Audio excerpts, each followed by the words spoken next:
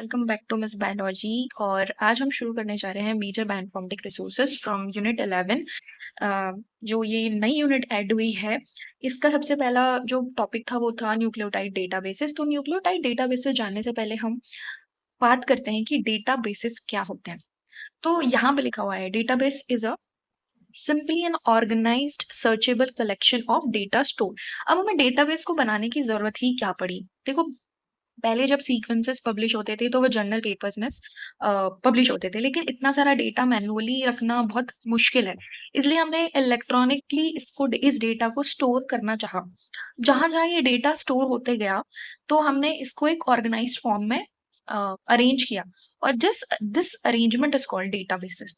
Biological system में data क्या होता है? तो या तो हम पढ़ते हैं कि न्यूक्लियोटाइड डेटा, या फिर हम पढ़ते हैं प्रोटीन डेटा, ठीक है, स्ट्रक्चरल डेटा।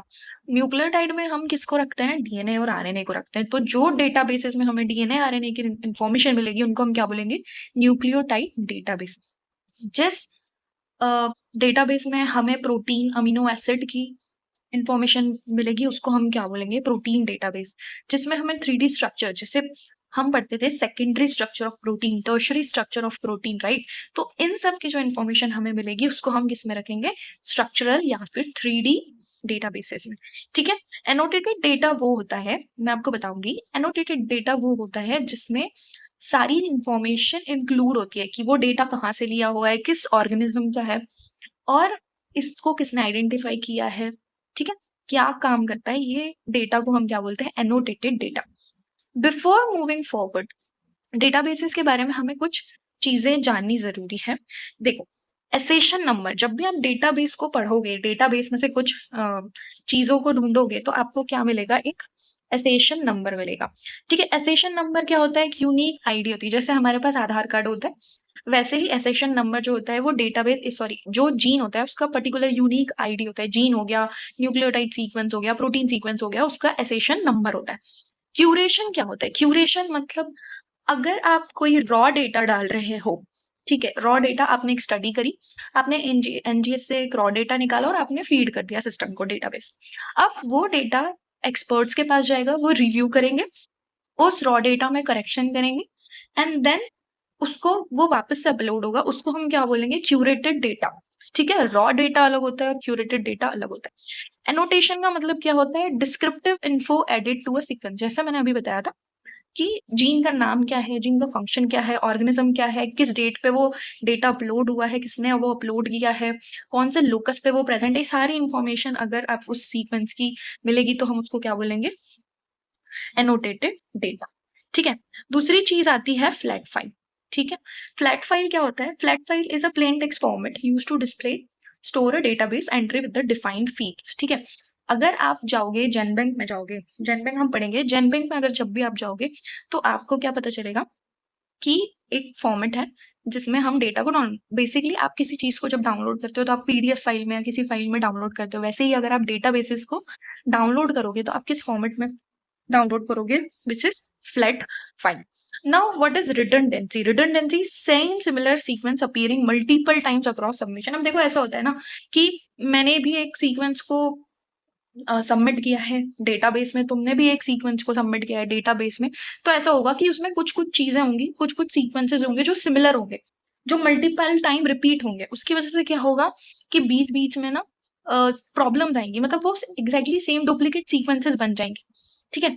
तो अगर वो ऐसा डेटा है जिसमें सिमिलर सीक्वेंसेस अपीयर हो रहे हैं, मल्टीपल टाइम्स आ रहे हैं, ठीक है, तो उसको हम क्या बोलेंगे? रिडंडेंसी बोलेंगे। और उस डेटा को हम कैसा बोलेंगे? रिडंडेंट डेटा बोलेंगे। अब एक और वर्ड आता है क्रॉस रेफरेंसिंग, ठीक है।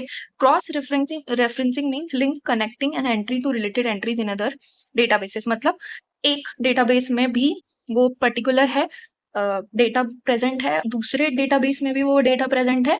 This is called cross referencing, ठीक है। होमोलॉजी का मतलब आपको पता ही है, होमोलॉजी हम बहुत टाइम से पढ़ते आ रहे हैं।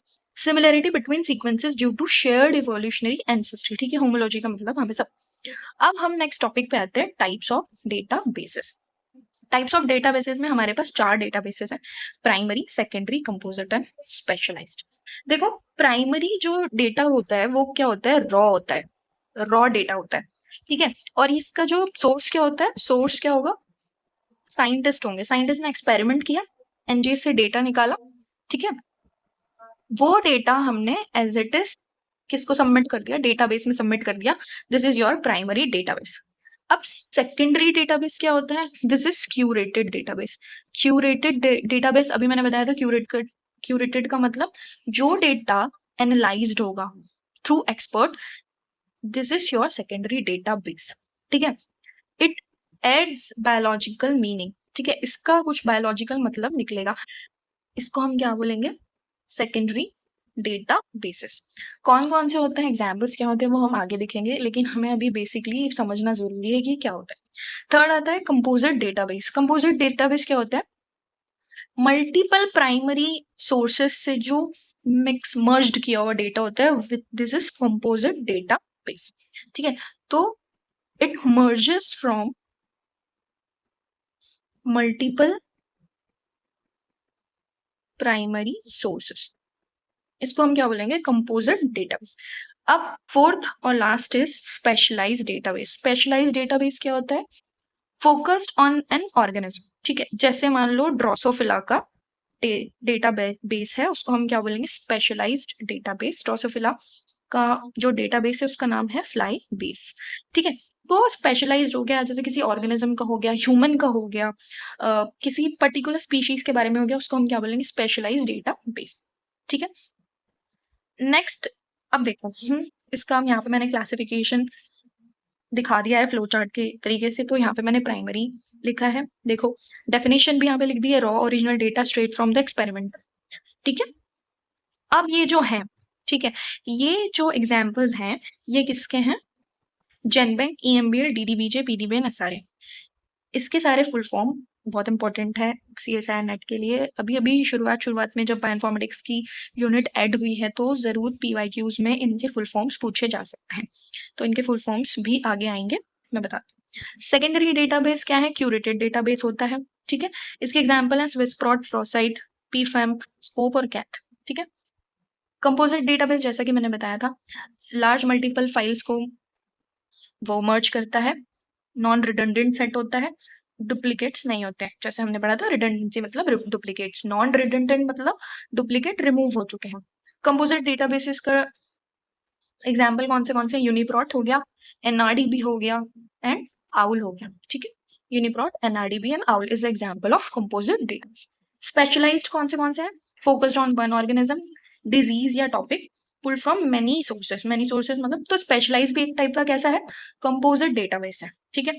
इसके एग्जाम्पल्स कौन से, फ्लाईबेस जो कि ड्रोसोफिला के लिए, ओएमआईएम जो ह्यूमंस के लिए है, एंड कैग एंड टैग, ठीक है। देखो यहाँ पे एक छोटी सी मैंने लाइन ऐड करी है जिसकी वजह से आपको हेल्प होगी टू मेमोराइज की primary, secondary, composite and specialised data में क्या डिफरेंस है। अब सीएसआई ये पूछ सकता है कि स्विसप्रॉट कौन से डेटाबेस में आता है, जेनबैंक कौन से डेटाबेस में आ सकता है, जो फ्लाई बेस है वो किसका डेटाबेस है और स्पेशलाइज्ड है, ठीक है। तो ये क्वेश्चन सीएसआई अभी इसके साथ बना सकता है। Thank you so much guys. Next video में हम सारे डेटाबेसेस के नाम, उनके फंक्शन और उनके फुल फॉर्म्स लेके आएंगे। Stay tune, like, share and subscribe. Thank you.